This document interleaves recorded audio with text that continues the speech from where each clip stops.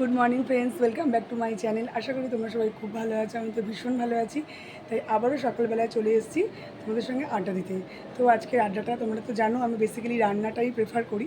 তো চলো আমার সঙ্গে রান্নাঘরে আজকে কী রান্না করবো তোমাদের সঙ্গে শেয়ার করবো। রান্না তো করবো অনেক কিছুই, কিন্তু সব কিছু তো শেয়ার করা পসিবল নয়, তাহলে ভিডিও অনেক বড় হবে। তো আজকে আমি করব পটল বাহার। তো কীভাবে করব, কী কী ইনগ্রিডিয়েন্টস দিয়ে করব তোমাদের সঙ্গে সেটাই শেয়ার করব। আর তোমরা কে কে পটল বাহার খেতে পছন্দ করো বা কে কে রান্না করতে পারো আমাকে প্লিজ কমেন্ট বক্সে জানিও। ততক্ষণ সঙ্গে থাকো, দেখতে থাকো। তো ফ্রেন্ডস দেখো, অলরেডি আমি রান্নাঘরে চলে এসেছি। তো এখানে আমি প্রায় 500 গ্রাম পটল ছাড়িয়ে ভালো করে ধুয়ে ঝুড়িতে জল ঝরিয়ে ছুরিতে কেটে নিয়েছি। আর এখানে নিয়েছি হচ্ছে টমেটো, আদা পেস্ট আর লঙ্কা।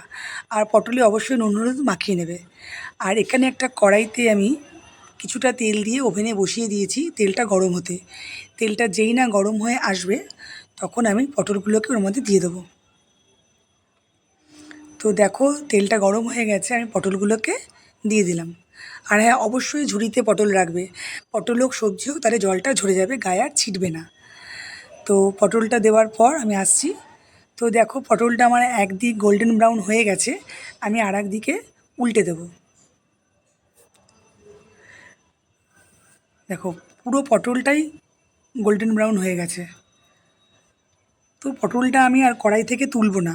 আমি এই কড়াইতে পটলটা রেখেই গোটা গরম মশলা ফোড়নে দিয়ে দিলাম। আর টমেটো পেস্ট, আদা বাটা, লঙ্কা দিয়ে দিলাম। একটা জিনিস আমি স্কিপ করে গেছি, দেখাতে পারিনি, সেটা হলো জিরে। আর সমস্ত মশলাগুলো এখানে আছে, জিরে ধনে গুঁড়ো, হলুদ, লঙ্কা, নুন, এগুলোকেও আমি এর মধ্যে অ্যাড করে দেবো। আর জল আমি আগেই অ্যাড করেছি, তোমরা আগেও দিতে পারো বা মশলা দেওয়ার পরেও দিতে পারো। ভালো করে নাড়াচাড়া করে নেব। আমার জল দেওয়া আছে মশলাতে, অসুবিধে হবে না, পোড়া লেগে উঠবে না। তো দেখো মশলা থেকে আমার তেল ছেড়ে গেছে, কি সুন্দর কালার এসছে না।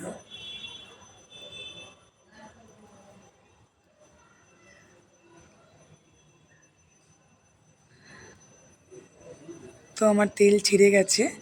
আর এখানে আছে হাতে করা গরম মশলা, এটাকে আমি অ্যাড করে দেবো।